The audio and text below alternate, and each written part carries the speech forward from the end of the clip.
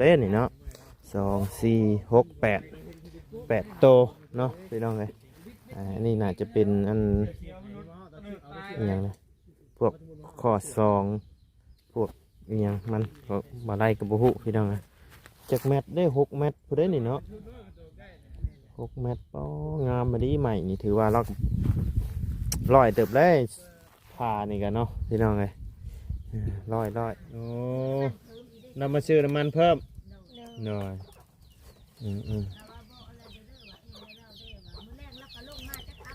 หน่อยช่วงค่ำๆพอแล้วมืดพูแล้วมืดพอแล้วเด็กนอนเอาคือสิบริยูแล้ว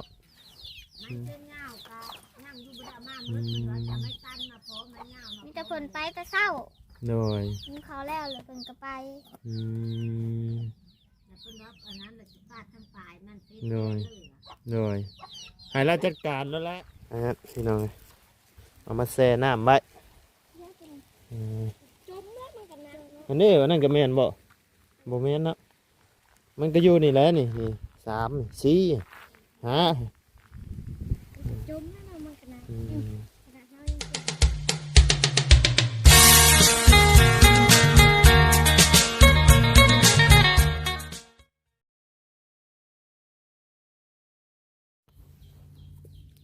เนาะพี่น้องเลยมาฮอดแล้วไม่ต่อขอบตาของน้องอื่นเพิ่นเนาะพี่น้องจะโตเลยนี่เนาะ2 4 6 8 8 โตเนาะพี่น้องเลยนี่น่าจะเป็นอันอย่างนะพวกข้อซองพวกอย่างมันมาไล่กับบุหุพี่น้องเลยจากแมตได้6 เมตรพอได้นี่เนาะ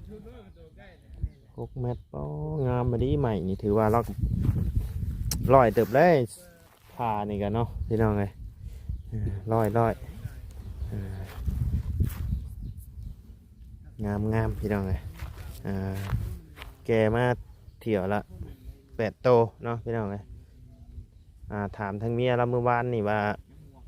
ยังเหลือแต่ท่อนเดียวเมื่อนี้น่าจะเป็นเสาเป็นยังตัดเสาเนาะพี่น้องเลยนี่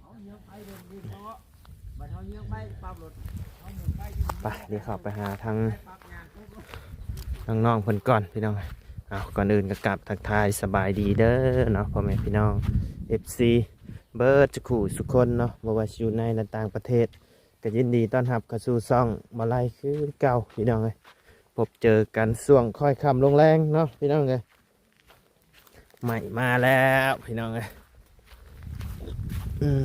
แล้วเบิดบ่ละพาไปแล้วเบิดบ่ลื่นอะไรเนาะพี่น้องเลยใส่ละน้องๆเพิ่นไปใส่เบิดละฮะอยู่เที่ยงเฮ็ดยังกินข้าวบ่นั่งโยโอ้ได้ยังน่ะได้ไผชื่อมาให้นะบ่แซนสบายดีเด้อหน่อยกินเป็นยี่บ่อันเป็นขวดนั่นนะหน่อยน้ำยังอ่ะนะน้ำยังเฮ้ยว่าแต่กินเป็น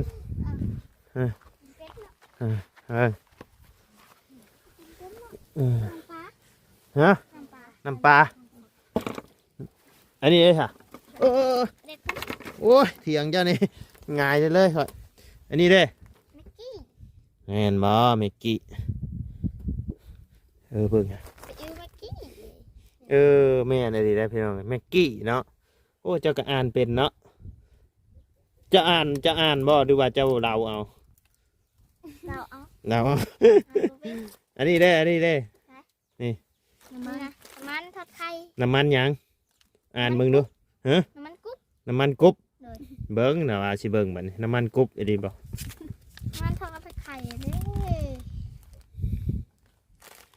มันบ่แม่นน้ำมันกุ๊บได้บัดนี้จังว่านี่แหล้ว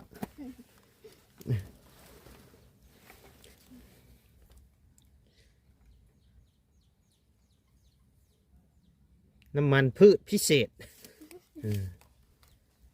เหมือนน้ำมันกุ๊บได้ทางบะแสนซื้อมาให้เนาะ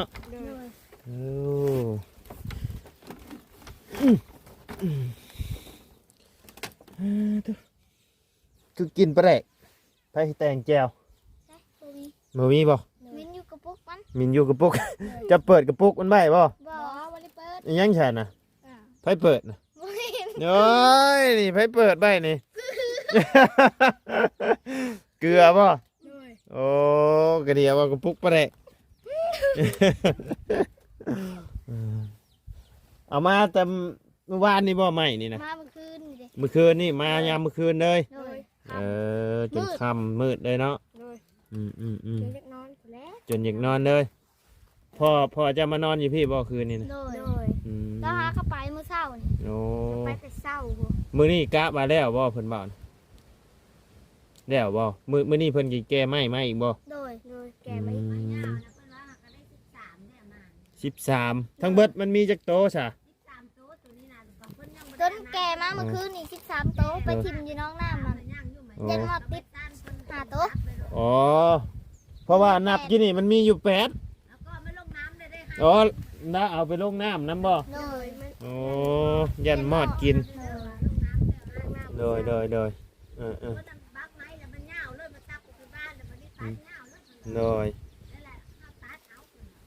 ยไม่มันงามเนาะ ยังไปบ้านเพิ่นว่ะ โดย 4 เมตรพุ่นแหละเพิ่นว่ะ 4-5 เมตร ด้วย กันมันเดือก็ให้เราพาแป้นได้แล้วละหามคักแล้วจ้ะโดยชีเอาแป้นชีเอาเป็นแป้นเลยแบบนี้ดิ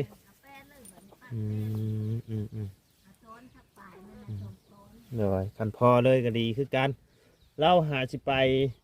จักมือนะ3 มื้อนี่บ่3 มื้อนี่ถือว่าไวเลยพี่น้องเลยชมแล้วว่าอยู่ประมาณ7 มื้อโอ้เรามาซื้อน้ำมันเพิ่มหน่อย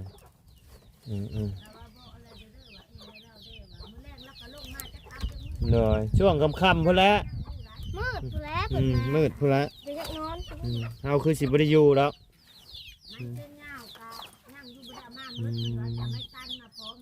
มีแต่เพิ่นไปแต่เช้า หน่อย กินข้าวแล้วแล้วเพิ่นก็ไป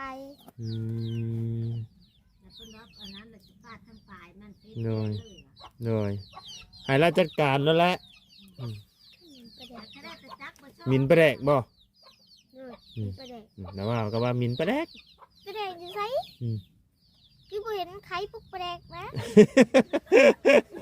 ไปแดก มินบ่ มิน แล้วว่าก็ว่ามินประแดก เอาไก่น้อยนะคืนขนาดเลย ช่างคูณบ่จักมันดื้อจะว่าแต่งแจวประแดกป้าไว้แถวนี้มายัก บ่ได้แดงนะ ไม่แต่งบ่ เลย กินมาใช่ไหม นี่กระปุก กระปุกประแดกได้นี่นะ บ่แม่นกระปุกเกลือเสือเบิ่งรถเลย นี่บ่ได้ไปคุดเขียดว่ามันนี่ บ่ได้ไป บ่ได้ไปเนาะ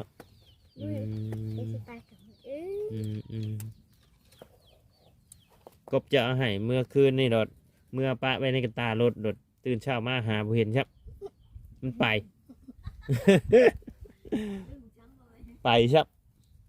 ดอดชีวิตเลยเรากะ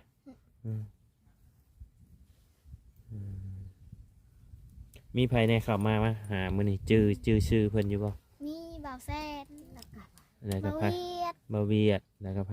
บ่าวต้า บ่ต้า แล้วก็เพยบ่ชื่อคนนึงนะบ่จักนะ ชื่อว่าบุญเพยแล้วก็อีกผู้หนึงเด้ แล้วก็คนหนึ่งบ่าวสลีบ่ บ่สาดี บ่าวสาลี จื้ออยู่ซะเนาะจื้ออยู่บ่ละบ่าวนี่ซะ ชื่อบ่าวไล่ ก็เรียกว่าบ่จื้อแล้วสิได้แต่ไม้นี่แหละคันบ่จื้อ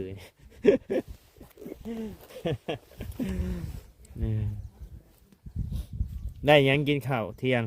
ได้กบ ได้กบอ๋อกบเมื่อวานนี่บ่ โดย เฮ็ดในได้กิน บน ปน แล้วก็เฮ็ดกระแดก เฮ็ดกระแลงปนใช่เฮ็ดกระแลงบ่ บ่เฮ็ดกระแด งกับซุป ชุบเอา เลยแล้วก็กระเดา ผักกระเดากินปนกับผักกระเดาออกขมๆเนาะไปมักกระแซบอยู่พี่น้องเลยผักกระเดานี่แต่ว่าละว่าวนี่บ่ปานใดผักขมผักกระเดานี่ มักไหม มักบ่จะ เลย กินได้บ่ กินได้ กินเก่งเนาะกินขมก็ได้พี่น้องเลย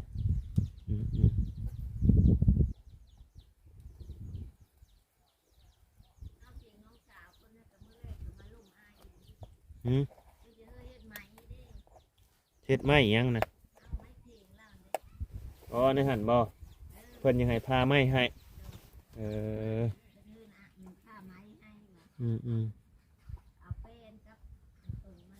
นี่จะบอกแล้วว่าเฮ็ดของตัวเองแล้วก้อนมาสิ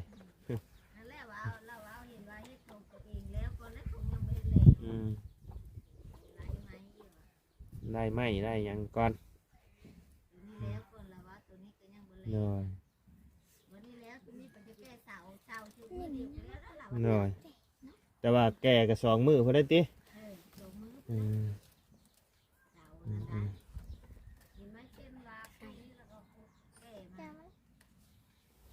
ยังไก่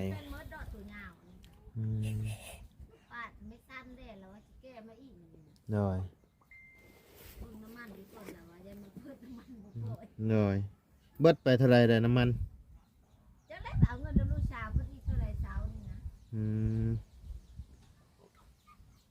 เงินด้านหนึ่งเบิดได้บ่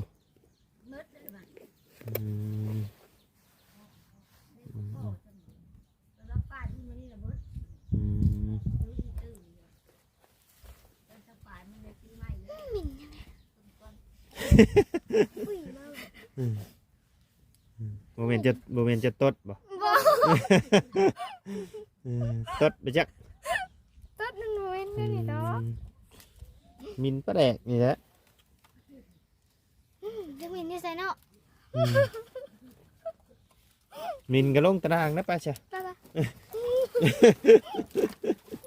ว่าเอากับมินคือกันโอ้ไหวนะ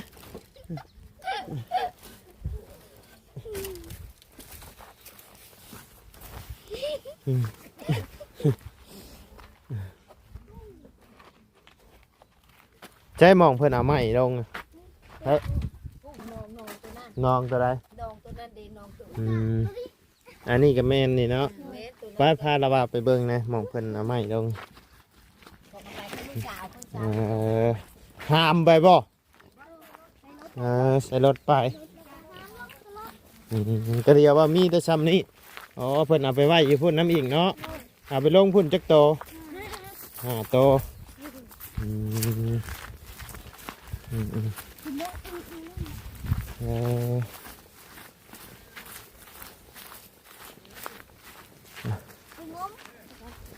หมอไปเบิ่งเฉย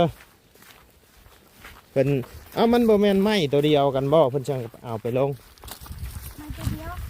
ไม่ตัวเดียวมันจะติดกับกาบนี่เลย อ๋อมันจะติดกับกาบแล้วเพิ่นเอาลงน้ำยันดอกไว้เนาะอ๋อ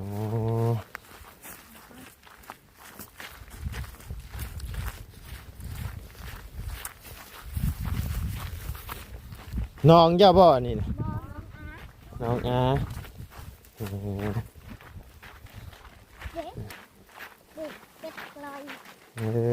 แม่นบ่อันผู้อังลางอยู่นี่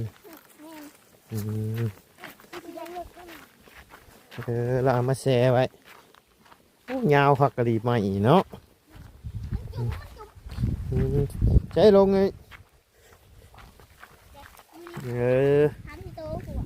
มันติดกับหมอกเนาะเราก็เลยพี่น้องเอามาแช่น้ำไว้อันนี้วันนั้นก็แม่นบ่แม่นเนาะมันก็อยู่นี่แหละนี่3 4 5จมนะมันขนาดเรายังจมลอยน้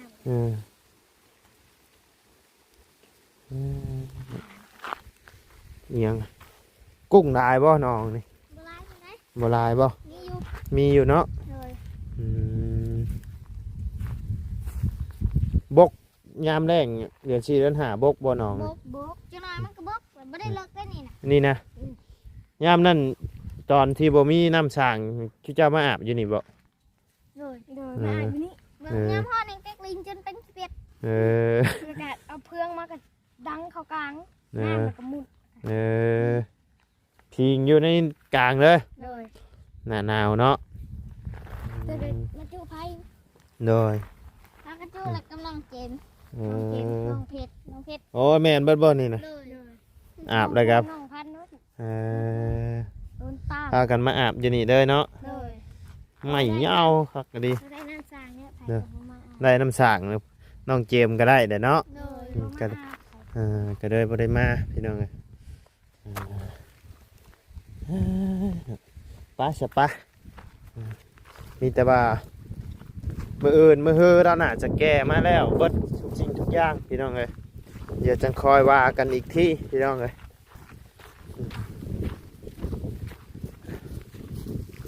ไอ้พี่บ่ชวนมะฮุ่งมะกล้วยไผซะชวนมะเขือไผน่ะเออโอ้ได้เนาะมะเขือแล้วเนาะอืม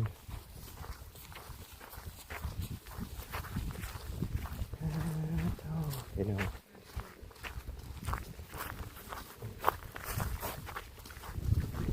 มาแล้วครึ่งหนึ่งพี่น้องเลยมืออื่นมือแดงเราในกันจะเอามาอีกพี่น้องเลยป้าสามีแต่บาทางระบาวจะได้กลับปะกันเด้อเสยเด้อบัดนี้เด้อหาสบายดีเด้อเลยไประบาวออกเมื่อก่อนไปพี่น้องเลยสำหรับคลิปนี้ทั้งบาไลก็จะได้ขอจบคลิปปิดคลิปลงไปเพียงสำนี้กันเด้อพี่น้องเด้อพบเจอกันในคลิปหน้าเนาะสบายดีเด้อพี่น้องเด้อ